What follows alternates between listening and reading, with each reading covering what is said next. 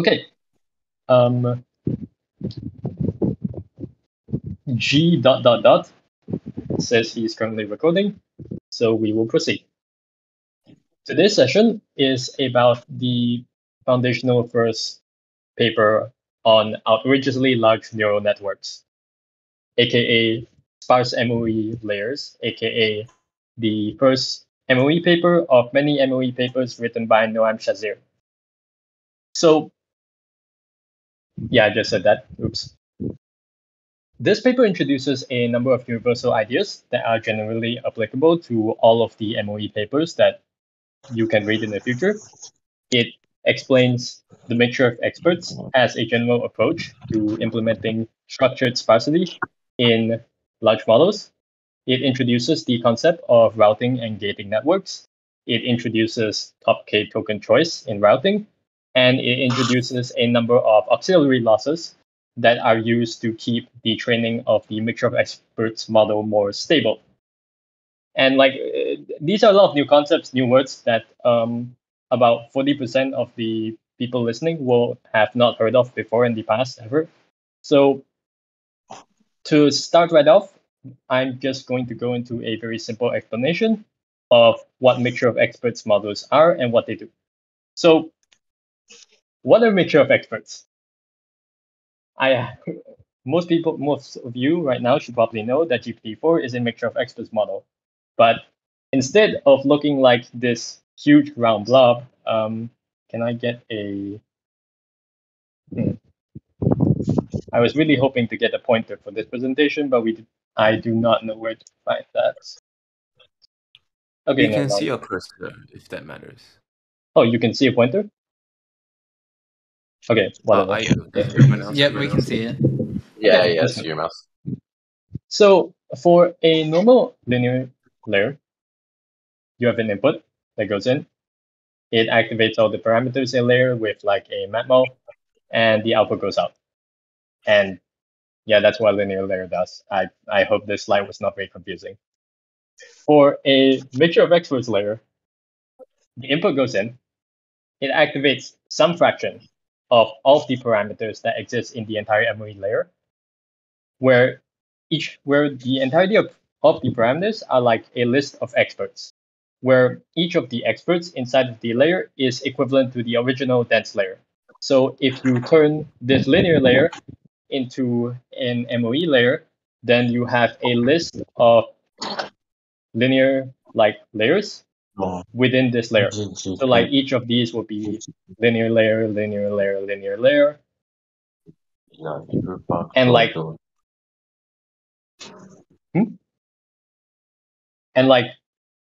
you pick some of these. Who is making noises or question? It's user undefined. Okay. Yeah, user undefined. Would you mind muting yourself? I will mute him as well. Okay.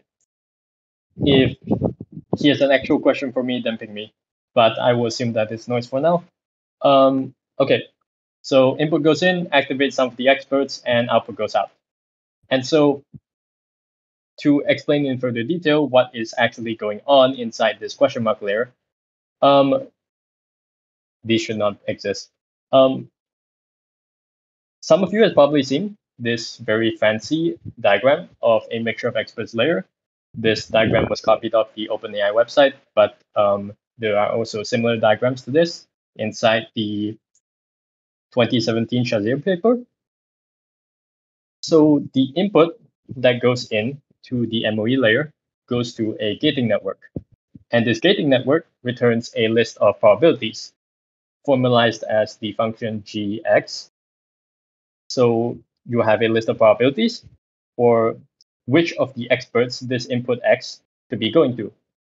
And with this list of probabilities, you take the top two probabilities, or top k in general, but it is top two in both this paper and in GPT-4. So the top two probabilities from the gating network are used to determine which of the experts in the layer are actually activated. And then you take the output values of these two experts and you multiply them or you weigh them by the original probabilities that are outputted by the gain network to obtain the final result for this MoE layer, which is the sum of the probability multiplied by the activated expert, which in this case, you will just have, like, this sum will only have two elements. Did everyone understand that? Or was I too fast or complicated or slurred or otherwise uninformative?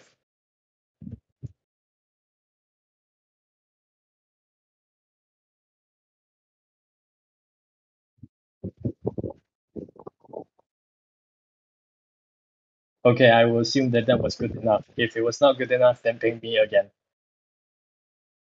So with this picture of what the MoE layer, like a normal MoE layer, is like,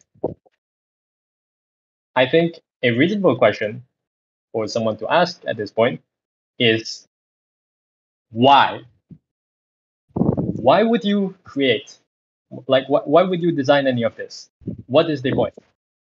Like, why mixture of experts? Why do you even want to do any of this design of this complicated routing, gating network, whatever at all? Why do you want MOEs? And I really do think that is an important question that the paper addresses to some extent. Because if you have n different experts and each of them have to learn like some fundamentals, like what does this part of the input X represent? What should the input Y output Y look like? And each of the experts has to duplicate like this same kind of work or learning or whatever. Why would the mixture of experts be useful? Why wouldn't it just perform worse? Why would you get improved performance by segregating out these different submodules of intelligences into different experts? Why would you get a better model if doing training, each of the individual experts only get a fraction of the steps of the learning of the backpropagations compared to a dense model where all the parameters will learn from every single training example? So instead of answering this question immediately, we can go to the results that were shown in the outrageously large neural networks paper. And mixture of experts models definitely work. Well, when you train a mixture of experts well, and not just in this paper, but also in future papers, whether you are talking about the switch transformers paper, or the expert choice paper, or the soft MOE paper, all of the models tend to really outperform their dense baselines. So if you want to reach the same loss as a dense baseline, like this is the dense baseline and this is the mixture of experts baseline, you can get to the roughly the same perplexity, roughly the same loss with much less floating point operations. Or if you use the same computational budget, then you can train it much faster. Or if you keep both perplexity and computational budget faster constant, then like you will also have some other paradigm where you can have a model that does inference much faster. And like, yeah, this applies to all the other papers. This one is from the outrageously large neural networks paper. This one is from switch transformers. This one is from soft MOEs. Universally, mixture of experts models just perform better and are more sample efficient and are faster. Like so long as you keep the right dependent variables and the right independent variables, whether you are talking about flops or parameters or inference weight. So given that we now know that mixture of experts models tend to work very well, we can now try and explain why.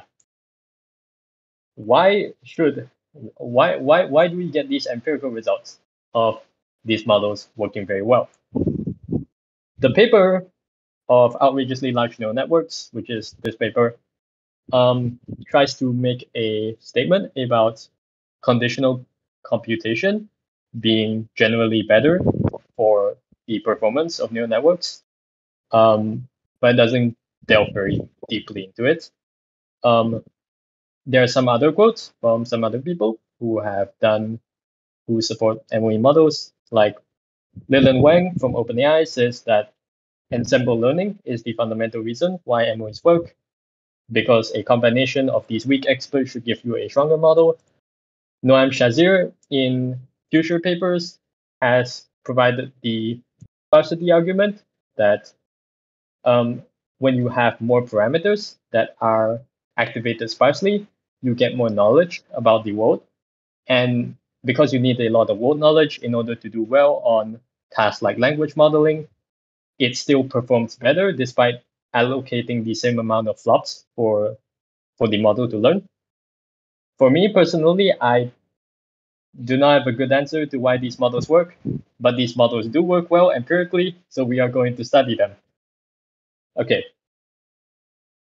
Now that we have a baseline knowledge of why we should be pursuing MoE models and how the basic MoE layer is structured out, as we explained earlier, we are now going to go into the details of the gating network as implemented in this paper and the top K token choice routing method as is also implemented in this paper. So the gating network is we want to start thinking about the gating network from first principles. The goal of like however this network is designed, we want this network to output a list of probabilities for each expert for the current input X, which is usually a token for which expert should be routed to. And like if you want a list of normalized probabilities where like the chance of the experts of X going to any of the experts all sums up to 1, then the natural approach is to use a softmax, where you formalize this as the function gx being a softmax of the input X multiplied by a weight G. And so if you do things this way, then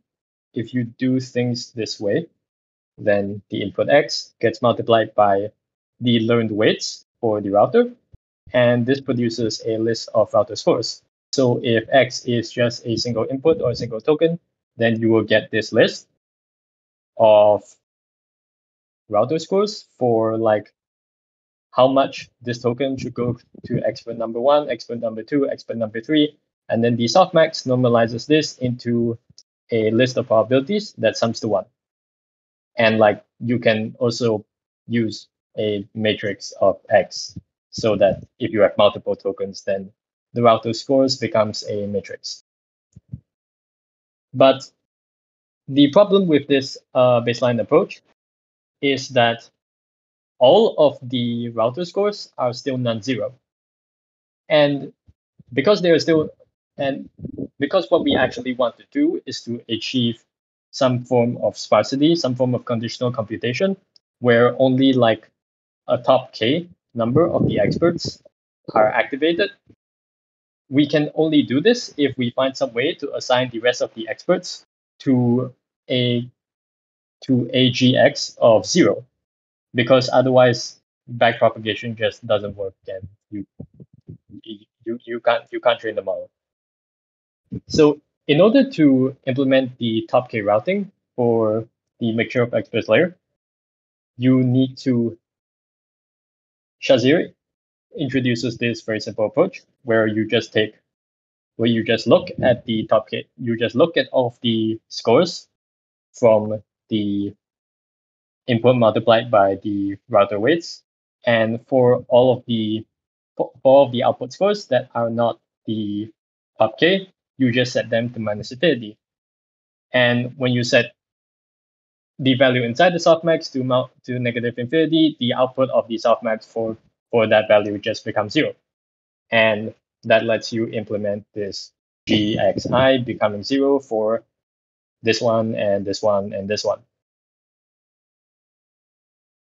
doing things this way is kind of theoretically scary because like you have this discontinuity in the output of the keep top k function where some values are like normal values and then you suddenly have negative infinities. But when implemented this way, the model just trains fine. So we learned this. The other thing that Shazir added to make the gating network work better is to introduce a noise component to the learned router function. So instead of just having the input multiplied by the weights of the router, we also introduce some random noise, some noise from the normal distribution, multiplied by a,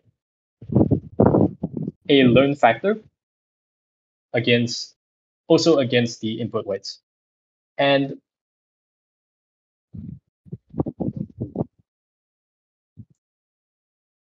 I'm not entirely sure why this factor for the additional noise added to the routing mechanism has to be learned. But what I think happens is that initially you have you have like effectively completely random noise for the the routing mechanism for like the router scores that are outputted by the gating network. And like over time, the model can learn to reduce the amount of noise that it applies for certain inputs when it is more confident that an input really should go to a specific network, then it can set the randomness of the routing to be a very low amount. And when it is less confident of what a specific token of which expert a specific token should go to, it can like increase the variance. And so doing all of this, like it ensures that the experts that are selected during the training process are more randomized. And this is extremely important because a common problem with a lot of the earlier attempts at creating the mixture of experts design fell into this pitfall where the model would at the beginning of training initialization,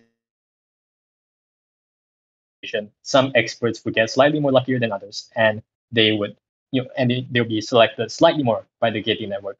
And because they are selected slightly more often and they perform slightly more better, this kind of snowballs into a process of the of very few experts becoming very skilled very quickly, and the rest of the experts just behaving almost as if they're still randomly initialized weights really poorly. And eventually you end up at a state where only like two of the experts or three of the experts are good at anything. And that is basically equivalent to having a dense model, which is really bad. So introducing this noise helps to improve the diversity of the skill of the experts within the whole MoE layer. So we have explained what happens in the gating network and how the gating network's function is designed. We have explained how the gating network function allows for a top K expert routing for each token. And now we will. Okay, first of all, did everyone like still understand that? Am I speaking to the void? Like, does anyone have any questions about what has gone on in like the past 5 slides or so? Or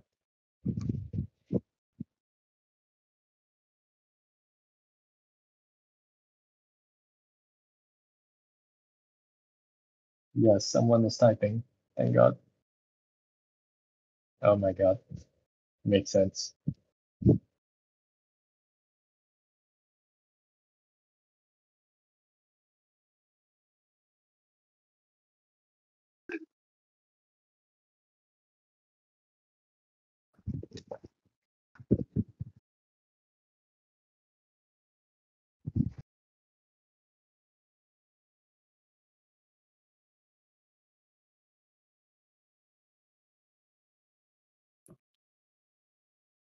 There, I put all my typing in the voice channel. But I was going to ask, does this is there any way to save computation on the other side of things?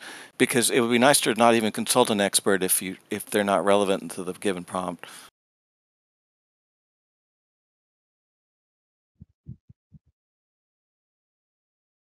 So in a future paper, 2209, basically, okay, the with how this is designed right now, right? With each input X or each token being forced to choose like K experts, there is no way to avoid the computation, right? And so in a future alternative routing design, which you can Google for expert choice routing, um, instead of forcing every single token to visit a fixed key number of experts, you can have the experts choose which tokens they think are the most important to read. And when you do things that way, then some tokens can simply receive no experts. Some tokens can receive like 10 experts, but you end up with a fixed amount of computation across all of the experts across all of the tokens. Okay, so then the other obvious question that I think is the most relevant question is there a minimum scale that this stops working at? Thus, which like the top K token choice paradigm or no, using MoE at all? Like we know. Oh, okay. Empirically, So actually, there's OpenAI, this interesting graph that I can from the Switch Transformers paper that I can post. Basically, the number of experts at which MoE stops working is very, very, very high. It is not. It's not infinite. It's not infinite, right? But but in practice, people are limited far, far, far more by memory and by the inability to have high bandwidth intercommunication between like thousands of GPUs at once. Actually, no, that wasn't the question. Although I don't see why the comp would be an issue, because isn't the expert simply voting on a token and its confidence? Like that's very little data. Like it'd be 50K tokens if you're using the standard tokenizer plus one number for your confidence. Okay. I say token now, right? But like this X is not actually a token; it's an input embedding with a dimension of D, which is usually like a few thousand floating points, right? What does it represent? Because I thought it was like, I want the next token to be this. Here's my probability distribution. Here's how confident I am in it. What does it mean then? Could you repeat that? I'm sorry. You said it's input embedding. How does that translate to your output? Like in this case, I thought it was, and the expert was, everyone's voting on what the next token's going to be. There, it's just Twitch plays, Okay. GPT. No.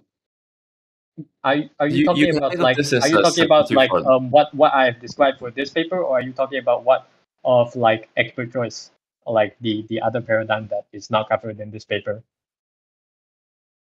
So okay, I do neural networks work. I know the tensor slicing bandwidth is high. However, the output bandwidth shouldn't be that high, and so you should be able to have arbitrarily number of experts. You're not going to run out of bandwidth. That's my. I mean, there's also like latency, right? It like at scale when you have 124 GPUs, like getting from one GPU to the other GPU takes a non-significant fraction of time.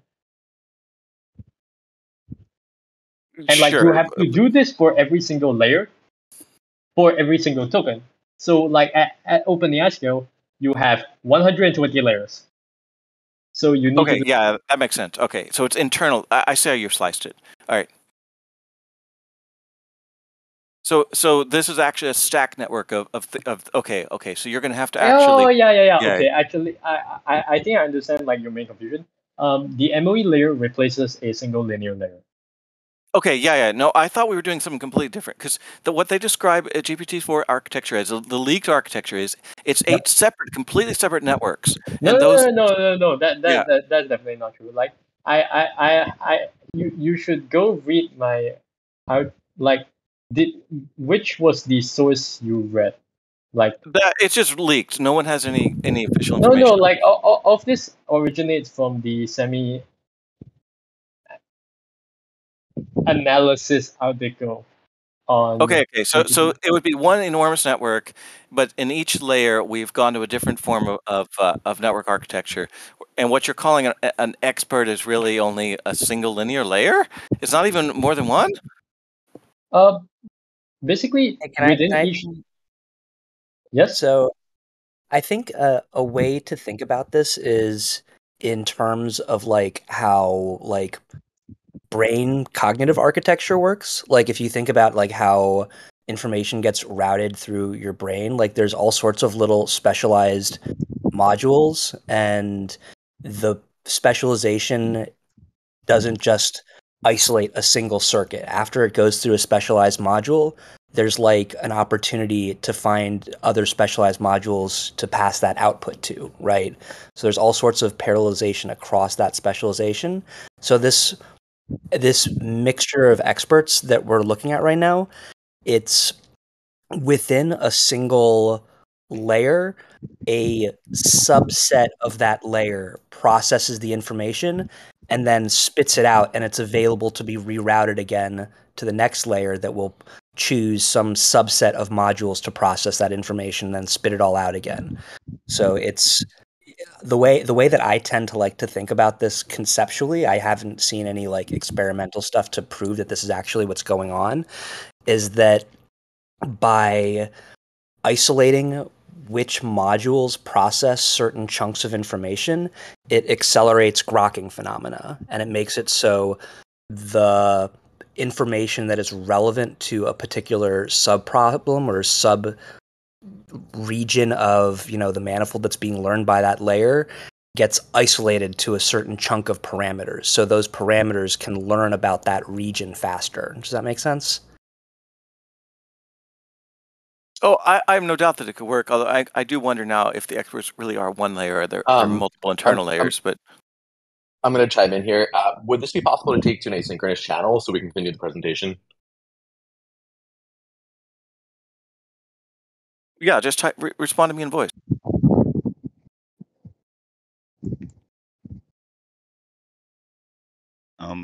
I have an unrelated and small question.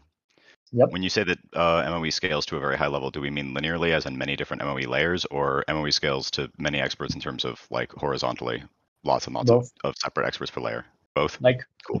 Like typically, you want to either like just have all of the P4 layers replaced by the linear, the MoE replacement for them, or you can have like the last half of the P4 layers replaced by the MoE layers, because people have found that this also works fairly well.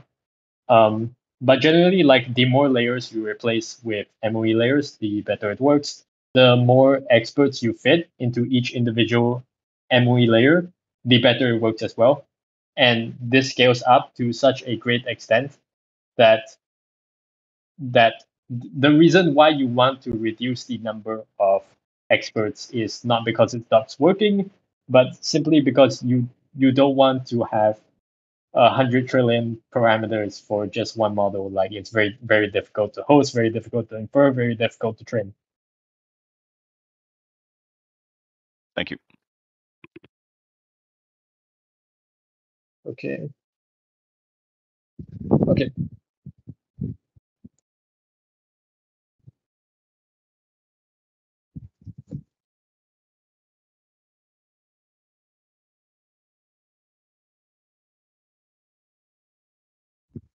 So maybe to sort of bring things back around, so this is a two-layer LSTM model with MoE layers in between the LSTM Yes. layers. Is that right? Yes, that is apparently what they did.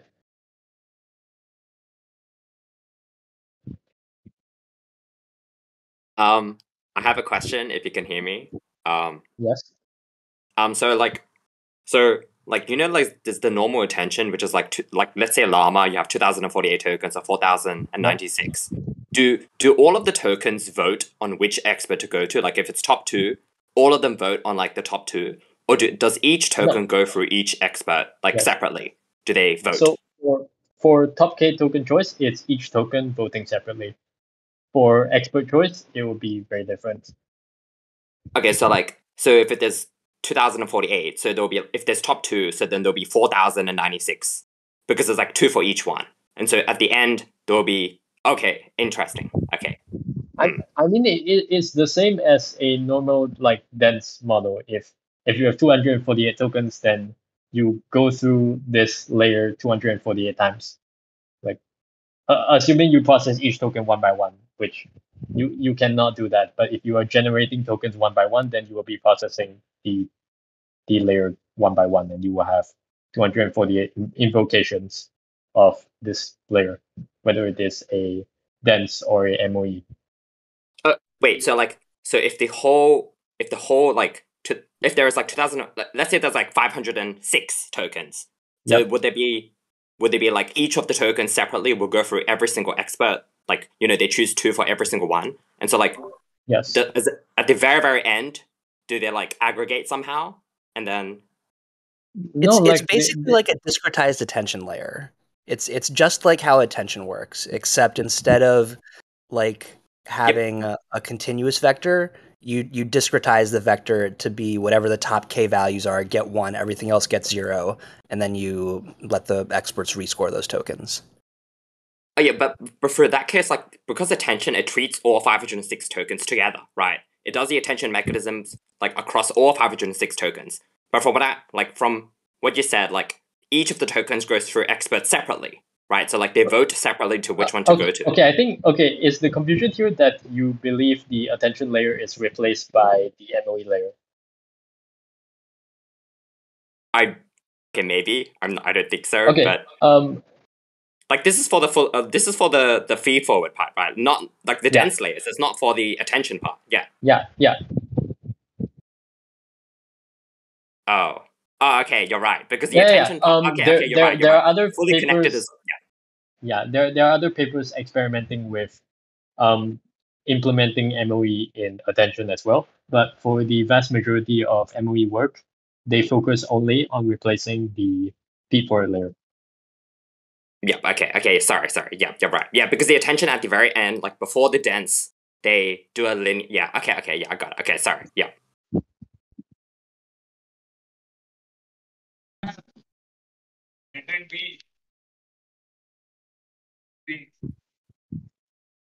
I am sorry, Sambit or C. Guess I am unable to hear you. Oh my god.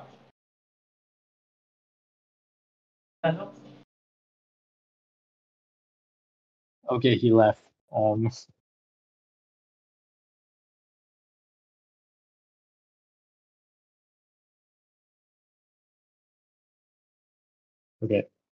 Okay. Should we proceed with the losses and then we can? Yes, I believe there are no other questions, although. Okay, unfortunately, this next part of the presentation is not very great because it was rushed in about 50 minutes, let's say. Based on, as I was mentioning earlier, the fundamental problem with MoE models is that when you don't explicitly engineer something to force the gating network to pick a diverse sample of experts doing training, it tends to snowball into favoring a small number of experts over time. So what Noam Shazir does for this paper is to implement 2 auxiliary losses.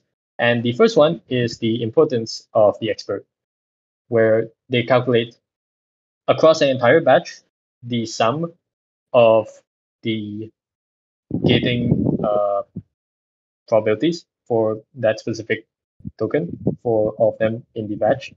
And they use this to define a new importance loss based on the. Okay, honestly, I have no idea what this is. I did not have time to read. Yeah, I did not have time to read out this. Apologies.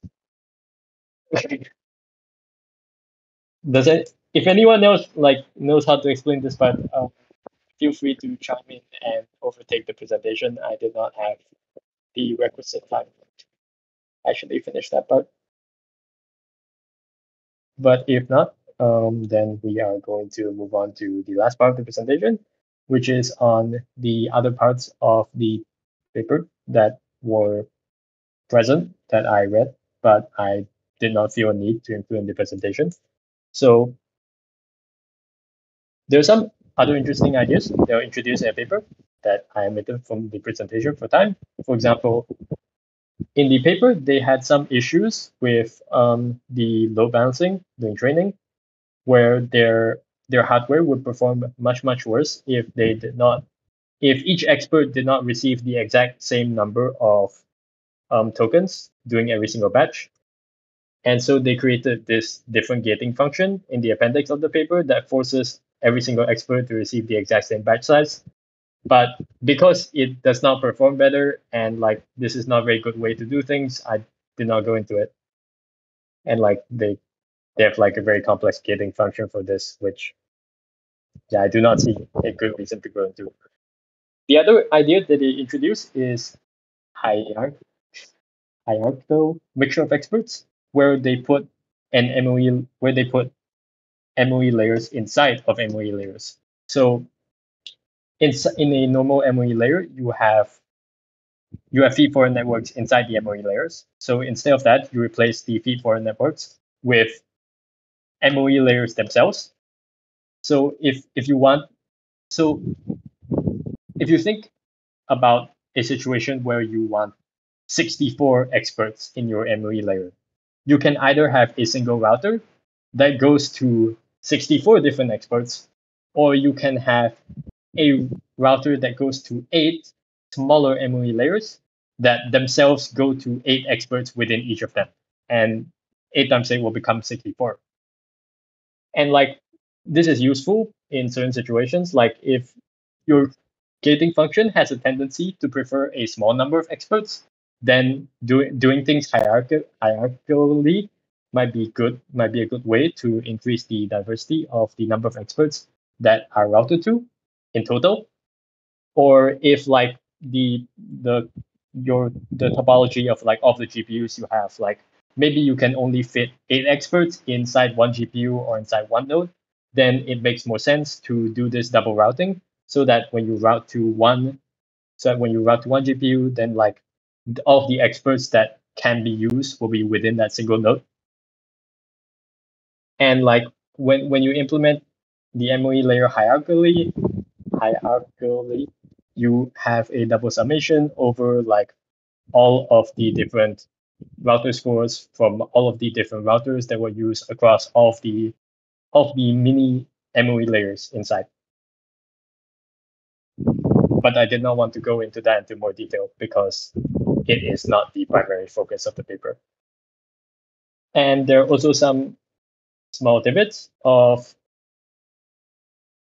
specific artifacts of the era in the paper that I did not feel were very relevant to include in this presentation. Like they use LSTMs and TensorFlows instead of nowadays everyone's going to use transformers with PyTorch or JAX. Most of the results, like I only showed one graph from the paper, although there are multiple graphs and there are many other tables. Most of them are benchmarks that we don't really care about much today, like translation on WMT. And finally, for a slightly more important bit, how they implemented training parallelism. For the paper, they use clusters of K80 GPUs, like either 16 GPUs or 32 GPUs or 64 GPUs. And although it's important to figure out how to implement parallelism for MoE in general, because these are really big models, because MoE models in the future are like much bigger. For 2017, their models were really small. The size of their 128 expert model was just around like 4.6 billion parameters, which is so small that you can fit it in a modern A100 even doing training. So the parallelism that they applied was simple expert parallelism, where like for normal data parallelism, you duplicate an entire copy of the model on every single GPU. So instead of doing that, they duplicate the dense parts of the model, but they keep different experts on each GPU. And like that's very simple to implement, but it's also not going to fly for modern models where you already need to implement some kind of tensor parallelism or model parallelism just to train a dense model. And you need to do even more complicated things in order to do parallelism for a GPT-4 size model. So I didn't want to go into that as well. So in summary, outrageously large neural networks is the first fundamental paper that everyone should read to figure out what mixture of experts models are like. It introduces some universal ideas about how MoEs are a general approach to sparsity, about the concept of gating networks, and how routing scores should be calculated. It introduces the methodology of top K token choice, where each token or input or X is routed to a fixed number of experts. And it introduces a number of auxiliary loss functions that are important to keep the distribution of experts selected by the gating network stable during training, which I did not go into for a lack of time, unfortunately. And then we finally covered some of the extra ideas in the paper that were either interesting or less interesting in smaller amounts of detail. And that is basically it. Yeah. That's all I prepared for today. If anyone has any questions or wants to discuss something or wants to chime in about how horrible the presentation was, please go ahead. Okay, so yeah, my main question is, how are the experts balanced in practice? My understanding from what I know about MoE is that at inference time, you kind of rely on the gating function being sufficiently well trained with these auxiliary losses, so it tries to balance the choice of experts across different sort of like on different tokens. Yep. And I know you mentioned sort of like expert choice comes in a little bit later on to perhaps fix this problem. My question is more on, I guess, on the training side. Is there any enforcement of let's say to be maximally efficient, you ideally want almost like a uniform distribution over your experts Yep. at all times. Is this strictly enforced, or is it just This is definitely not strictly enforced for top K token choice. The important part that I failed to cover is the auxiliary losses, because the auxiliary losses are really extremely important for both making sure that the model has a tendency to keep a semi-even distribution of selected experts, and also to make sure that that some experts actually end up being more useful for certain inputs than other experts. So if unfortunately I cannot explain that part in detail, and I would advise you to read the appendix in the paper for the auxiliary losses.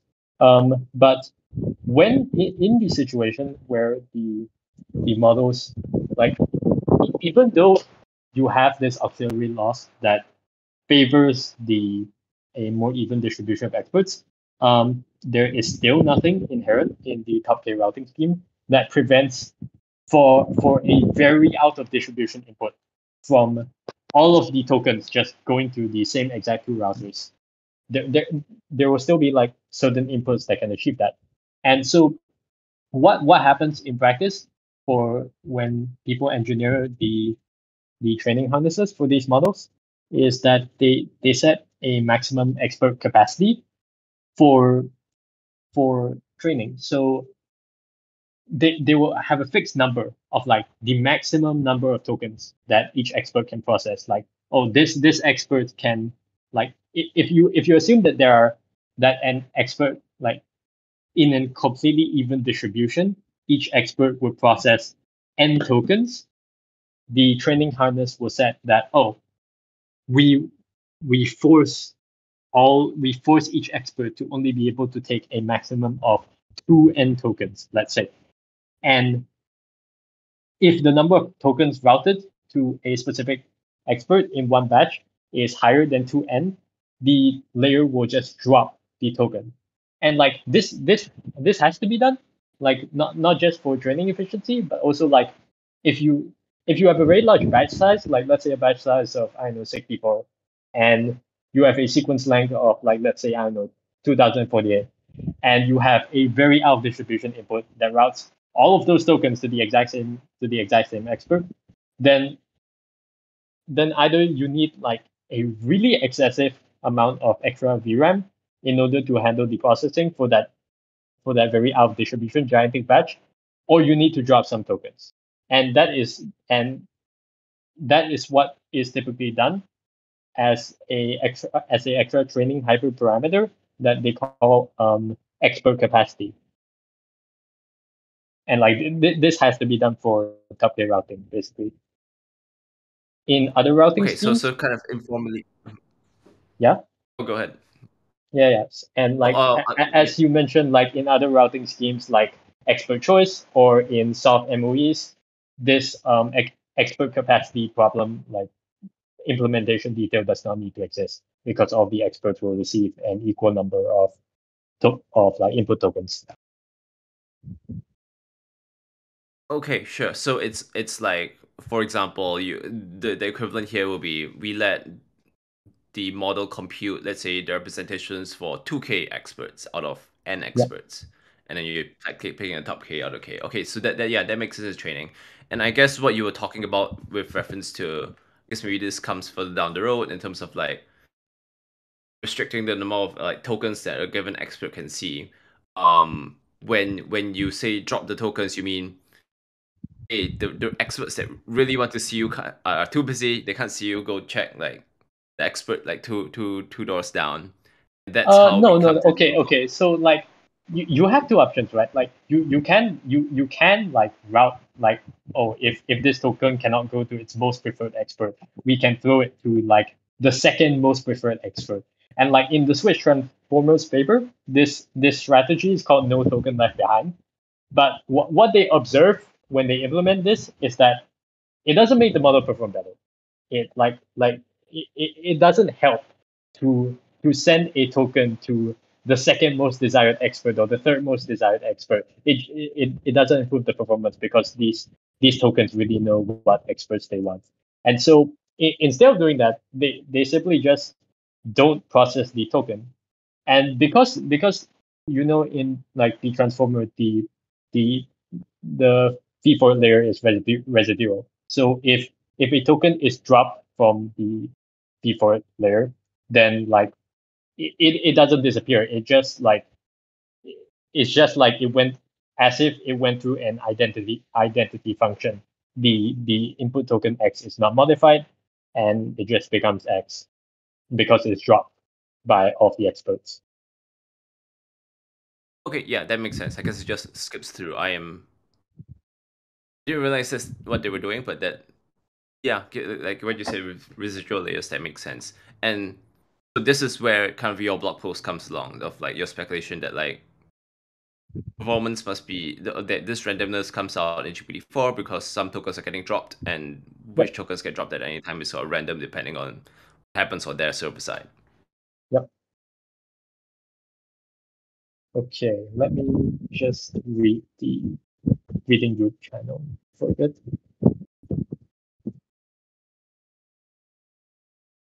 I had another question. Like, Yep. During backprop, like, is this like dropout where like the gradients to like the experts, which are not like, if there's like 16 experts and some of them like are not, like there's only 2 and the other 14, is the gradients just go to like 0 and then the other 2 just gets all the gradients, so it's like dropout? Is it kind of like, I don't know, like, is this kind of like dynamic dropout? Like if that's a very good like a summary of MoE, I don't know. But is that correct? I should not like give a definitive yes here because I have not like gone to PyTorch and written one of these myself. But my understanding of this is yes, the gradients effectively go to 0 for all of the experts that are not activated because the gating function for all of the unactivated experts is 0. Okay. And also, like, I think one of the slides you put is like at the very end of like the 16 experts, it's just an addition, right? So is it just addition, or do they like divide it by 16 or something, or is it just general addition? Like, I know that's a technical detail, but it is addition because like the output of each expert is weighed by the output of the of the gating function for it. So like you let's say you have two experts, right? And like expert number one has a probability of like 0.6 and expert number two has a probability of 0.35. So the output of expert one will be weighed by 0.6, the other one by 0.35, and they'll be added. But because like there's only top two experts, what the leftover probability is what like don't you only choose two? Like Oh, okay. I made a slight mistake in my description there. Because the it should not be 0.6 and 0.35. It should be 0.6 and 0.4 because okay, the okay. probabilities for They all force the other experts are reset to exactly 0. Yes, because of softmax. Yeah, okay. Yep. Okay, cool. Can I add something real quick? Yep. With respect to the dropout idea, I think another good way to think about it is as a kind of like block dropout, so that segments dropped out together to kind of force them to learn together. So it acts a lot like dropout, but dropout where weights are tied within the dropout. And I had something I wanted to add to that and what you just said, but I already forgot it. So yeah. So you were just talking about how the probabilities get reweighted in statistics when people are talking about like soft clustering and mixture models, like Gaussian mixture models, for example. People will often reframe the language from probabilities to responsibilities, and I think that makes a lot of sense in this context. So you can kind of think of the weight that each expert gets as its like affinity towards that token, or its responsibility with respect to the response. If that makes sense. Yes, it does.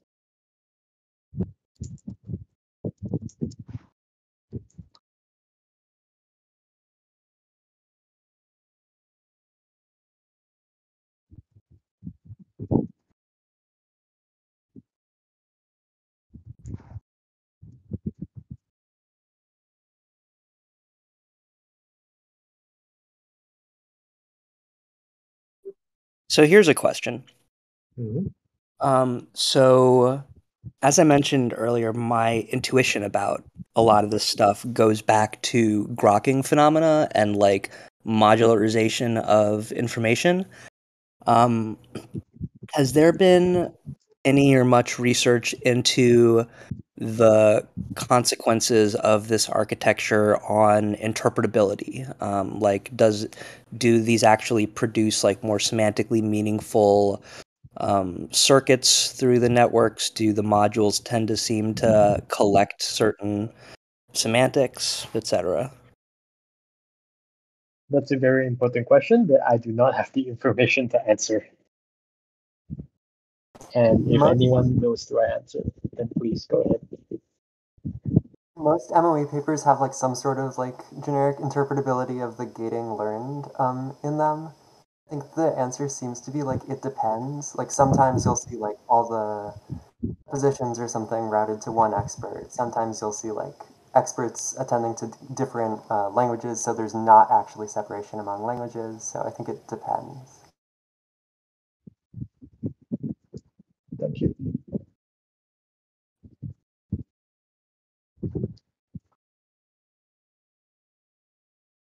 Remind me, switch transformer, were the weights released or not? Yes, like you can go Hugging Face right now. There's like switch, like some series of model sizes from like switch base 8 to like switch XXL 128, which is it's larger than GPT trillion. So good luck downloading that one.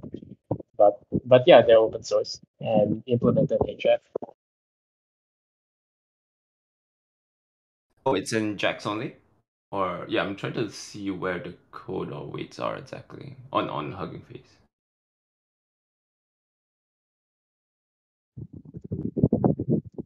But yeah, my impression is that for MOEs, so far we're still in an early enough stage that the only people who look at them are the people writing up that very paper about them.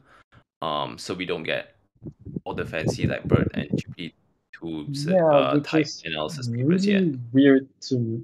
Okay, not entirely weird to me.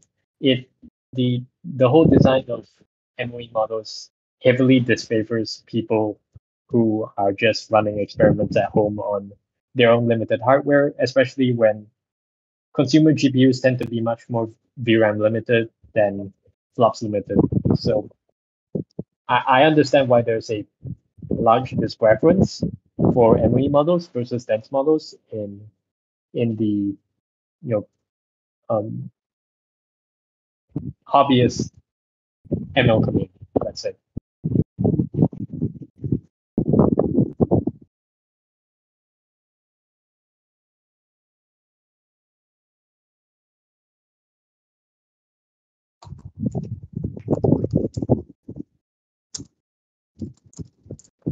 I have two questions that are maybe a little bit off the beaten path.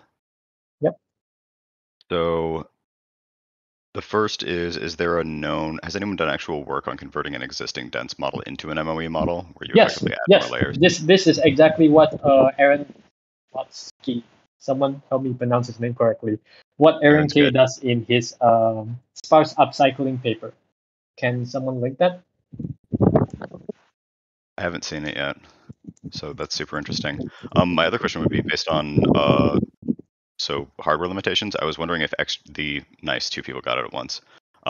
Nice.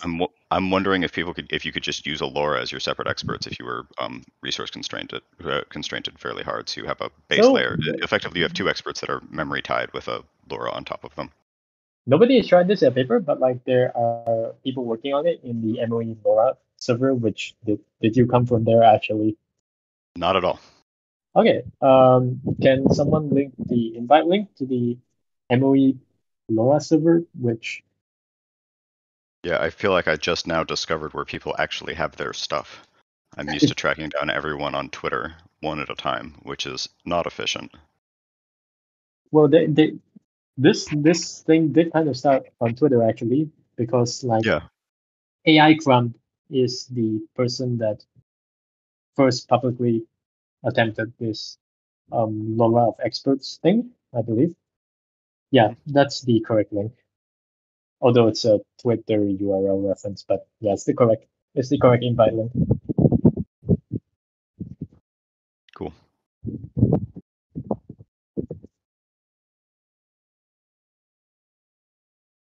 Okay. Yeah.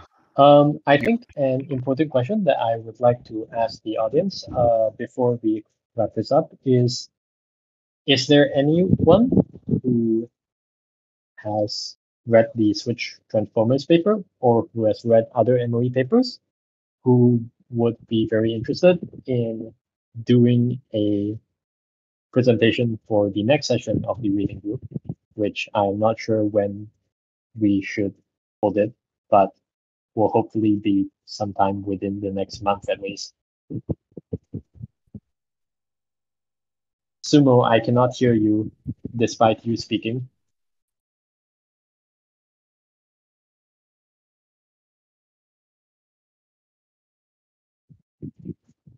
I'd be happy to not on a paper, but with our group, including Sumo and others, to present at some point our attempts to implement MoE. LoRa MoE?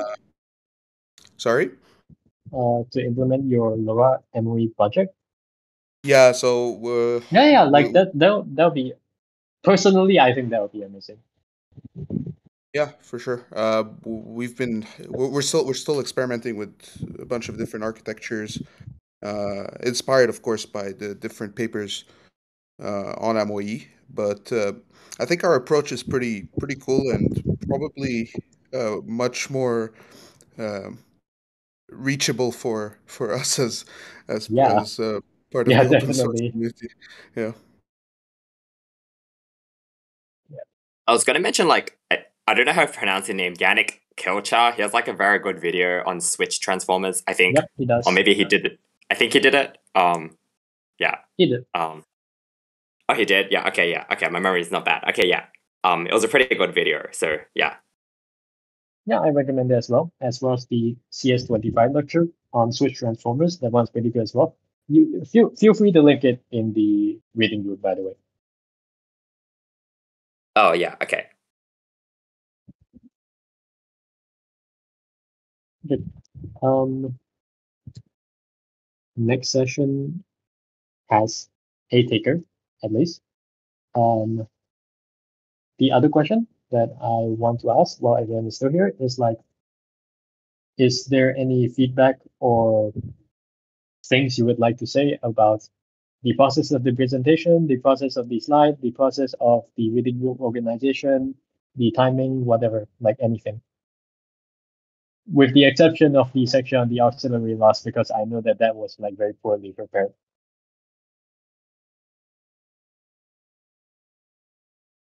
I think it was really good. I think, and also I think a big benefit of these things is just you can ask questions that are you get a quick answer from people who've looked at it more. So yeah.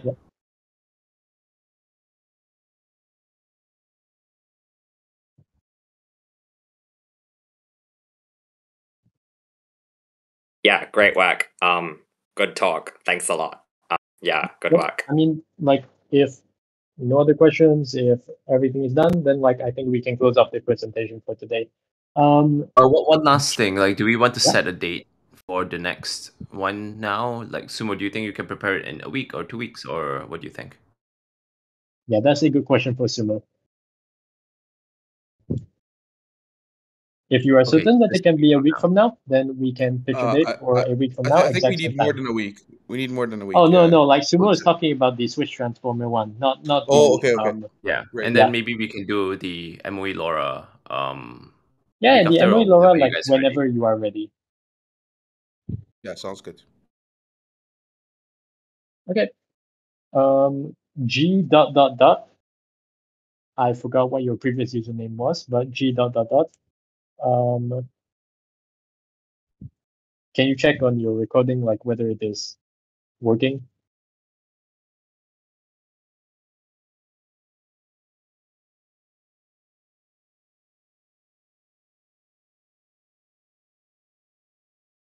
Okay, then that would be all. We can like, yeah, okay, that's it. This is the end. Goodbye. Hello.